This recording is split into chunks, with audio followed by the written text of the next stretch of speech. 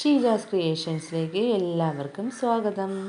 ഇന്ന് ഞാൻ കാണിക്കാൻ പോകുന്നത് നമുക്ക് വീട്ടിൽ തറ തുടയ്ക്കാൻ പൈസ കൊടുത്ത് മോപ്പൊന്നും വാങ്ങിക്കേണ്ട ആവശ്യമില്ല.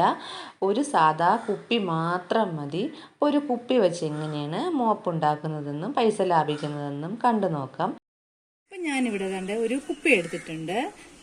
ഇത് മിനറൽ വാട്ടറിൻ്റെ കുപ്പിയാണ്. അപ്പം നമ്മൾ 7up കുപ്പി ഉണ്ടെങ്കിൽ അതായാലും മതി, പക്ഷെ നീളം വേണം, അത്രേ ഉള്ളൂ. അപ്പം ഈ ലേബലൊക്കെ ഒന്ന് എടുത്ത് കളയാം.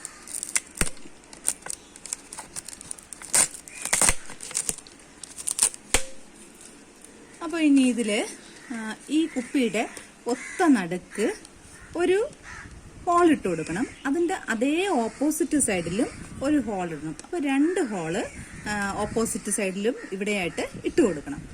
പ്രസ് ചെയ്ത് പിടിച്ചാൽ മതി കേട്ടോ. അപ്പോൾ ഇവിടെ നിന്ന് ഞാനൊരു ഹോൾ ഇട്ട് കൊടുക്കേണേ.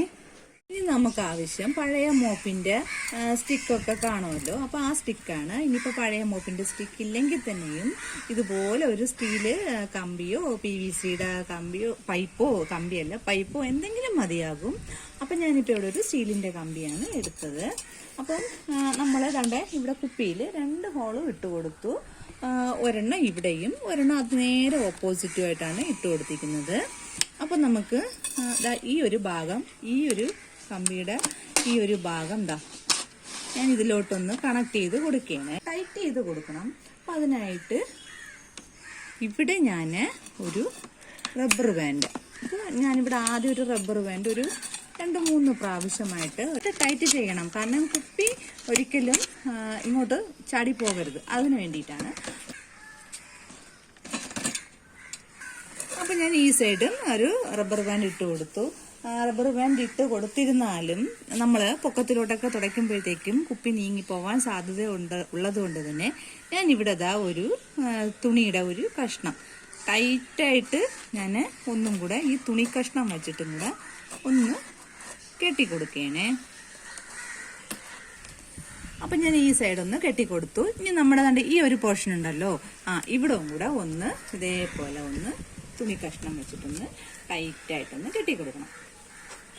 കുപ്പി ഒരു തരത്തിലും ഊരി വരരുത്, അതാണ് ഇതിൻ്റെ മെയിൻ ലക്ഷ്യം.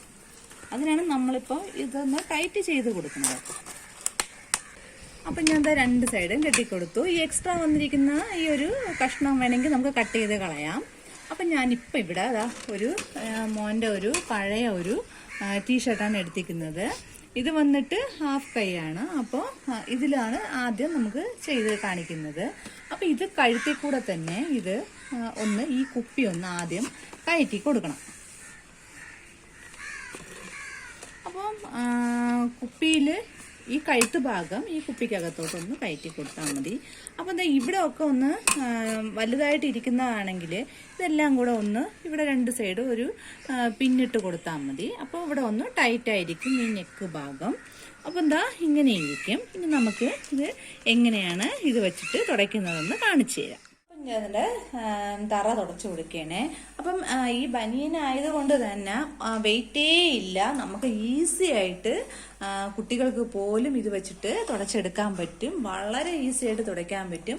അപ്പം ഈ ബനിയന് ഇതിൻ്റെ മുകളിൽ നിന്ന് ഊരിയെടുത്ത് വെള്ളത്തിൽ മുക്കി പിഴിഞ്ഞിട്ട് വീണ്ടും ഇങ്ങനെ തന്നെ ചെയ്യാം. അപ്പം നമുക്ക് തറയൊക്കെ തുടയ്ക്കാം, ഈസി ആയിട്ട് തുടയ്ക്കാം.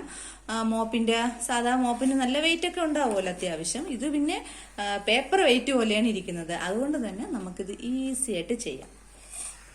അപ്പോൾ തറ മാത്രമല്ല, നമുക്കിനി ഷെൽഫൊക്കെ നന്നായിട്ട് ഇത് വെച്ച് തുടയ്ക്കാൻ പറ്റും. അപ്പോൾ മേളിലത്തെ ഈ ഒരു ഷെൽഫൊക്കെ നമുക്ക് കൈ പോലും ശരിക്കും ഇവിടെയൊന്നും എത്തത്തില്ല.